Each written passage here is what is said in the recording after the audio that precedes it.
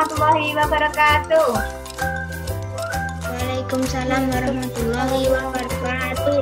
Apa kabarnya hari ini anak-anak? Baik. Ya.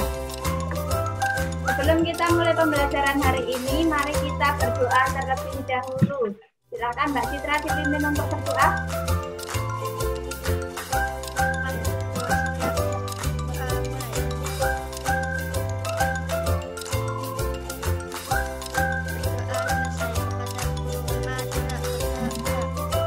Ya, terima kasih Mbak Citra.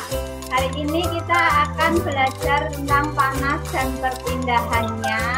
Subtema 2, perpindahan kalor di sekitar kita, pembelajaran yang kedua ya.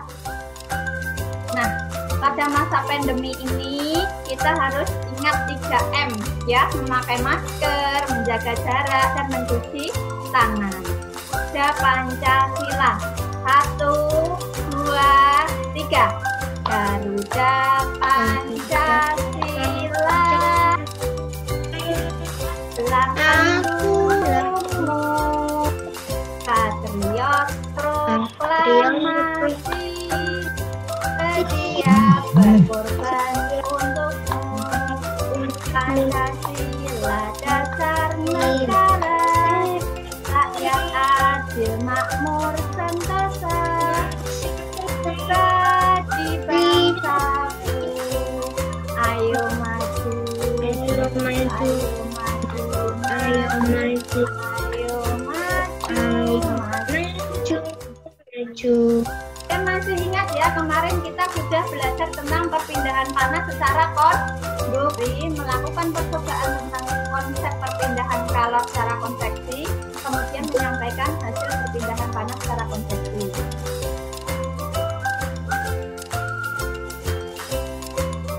Kalian membantu ibu memasak di dapur? Pernah. Pernah. Nah, ketika kalian membantu ibu masak di dapur, itu mengapa air di dalam panci itu bisa mendidih jika terus disiram di atas api kompor? Padahal air itu tidak terkena api kompor secara langsung. Kenapa coba? Karena ada perpindahan panas. Ya, ketika air dipanaskan, bagian bawahnya kan ternyata air pada bagian atas itu juga ikut panas sampai mendidih. Berarti terdapat perpindahan panas pada air tersebut. Nah, perpindahan panas itu merupakan perpindahan panas secara konveksi. Konveksi merupakan perpindahan panas pada suatu zat yang disertai perpindahan partikel-partikel zat. Ya, konveksi merupakan perpindahan panas pada suatu zat yang disertai perpindahan partikel-partikel zat. Itu merupakan pengertian dari perpindahan panas secara konveksi. Siapa yang mau membantu Bu Guru untuk membacakan teks perpindahan panas atau kalor secara konveksi? Saya, Bu. Iya, yuk, yang pertama. Silahkan Mbak Farah. Perpindahan kalor secara konveksi ialah perpindahan kalor yang disertai dengan perpindahan zat perantaranya. Umumnya, peristiwa perpindahan kalor secara konveksi terjadi pada zat cair dan gas. Dari teks yang sudah kita baca tadi, gagasan utama dari paragraf pertama apa? Gagasan Perpindahan kalor secara konveksi. Nah, perpindahan kalor secara konveksi. Ketiga. Contoh perpindahan kalor secara konveksi. Iya, contoh perpindahan kalor secara konveksi. Dina punya video agar kalian lebih paham tentang perpindahan panas secara konveksi. Mari kita saksikan bersama ya. Kali ini kita akan mengamati proses konveksi pada zat cair yang terjadi saat kita merebus air. Nyalakan pemantik api dan arahkan ke bawah bejana kaca. Saat dipanaskan, molekul air akan memuai dan menjadi lebih ringan sehingga bergerak naik. Molekul air yang suhunya lebih rendah akan bergerak turun menggantikan molekul air sebelumnya. Peristiwa berpindahnya molekul air sebagai perantara panas inilah yang disebut dengan konveksi. Kamu juga dapat menggeser bejana dan perhatikan perbedaannya. akan melakukan percobaan tentang penyelidikan perpindahan panas secara konveksi. Alat yang perlu disiapkan adalah wadah tembus pandang, kemudian pewarna makanan, tusuk sate, es batu, kemudian air panas. Nah, ikuti langkah-langkah kerjanya. Kalian bisa meminta bantuan anggota keluarga kalian.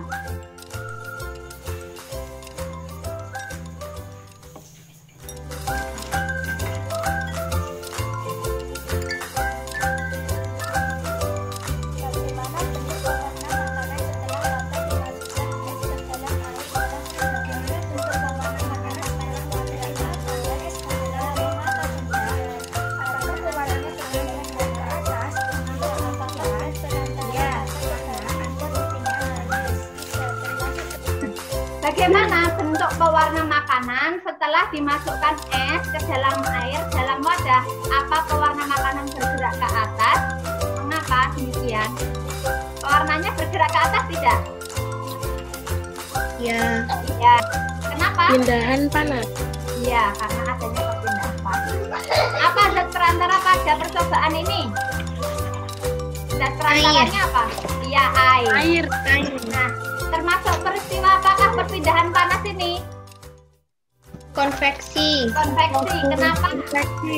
Nah, kesimpulan dari kegiatan percobaan itu apa, Nak? Perpindahan panas secara konveksi adalah perpindahan panas yang disertai perpindahan partikel-partikel zat. Oh iya. Terima kasih, anak-anak hebat cerdas semuanya. Yang kedua, silakan Farah. Perpindahan kalor secara konveksi bisa terjadi secara alamiah dan buatan. Berikut ini yang bukan termasuk perpindahan panas secara konveksi alamiah adalah perpindahan Yang mana? melalui styrofoam. Oh iya, perpindahan asap melalui styrofoam. Coba kita lihat. Pinter Mbak Farah. Nah, selanjutnya tugas kalian adalah mengerjakan teks evaluasi pada tautan yang sudah Bunda kirimkan pada WhatsApp grup. Kerjakan dengan benar dan teliti ya anak-anak. Baik, Bu. Ya. Baik. Apa yang sudah kita Sih. ya, yang kedua Perpindahan panas secara konveksi. Ya, yang ketiga kita sudah belajar Pola tentang lantai pada seni pola lantai tari. pada seni tari. Adakah yang ingin ditanyakan? Ya, ya. Apakah kalian senang dengan pembelajaran hari ini? Nah, ya. Sebelum kita tutup pembelajaran hari ini, mari kita menyanyikan lagu konveksi ya. Yuk, 1, 2, 3. Perpindahan kalor, tiga jalan, yang salah satunya adalah konveksi. Konveksi dengan perantara konveksi perpindahan kalor. Terima kasih anak-anak hebat. Ya, jangan lupa belajar di rumah dan sering membaca buku agar kalian tidak lupa. Kita akhiri ya. Bismillahirrahmanirrahim. Wassalamualaikum warahmatullahi wabarakatuh. Waalaikumsalam Waalaikumsalam warahmatullahi wabarakatuh. wabarakatuh.